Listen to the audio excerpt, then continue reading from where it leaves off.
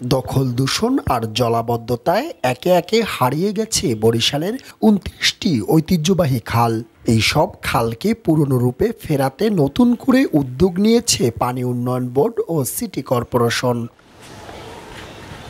এরই মধ্যে খনন করা হয়েছে জেল খাল, পলাশপুর খাল, ভাটার খাল ও সাগরদী খাল। তবে সিটি কর্পোরেশন ১৬ কোটি টাকা ব্যয়ে ২ কিলোমিটার জিয়া সড়কের খালের এক পাশ খনন করে মাটি কেটে রাস্তার উপরে রাখায় সৃষ্টি হয়েছে জনদুর্ভোগ।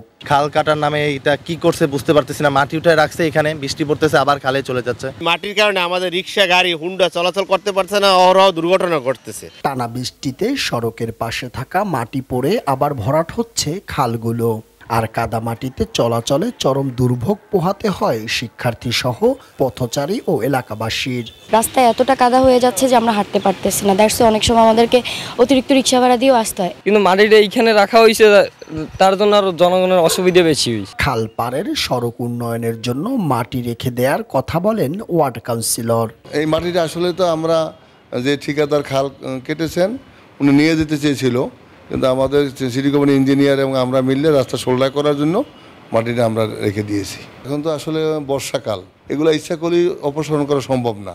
একটু শুকনো আসলে আমরা এগুলো অপসারণ করে দিব, মানুষের যাতে ভোগান্তিটা শেষ হয়ে যায় ইনশাল্লাহ। ঠিকাদার বাঁচিয়ে দ্রুত মাটি সরানোর আশ্বাস দিলেন নির্বাহী প্রকৌশলী।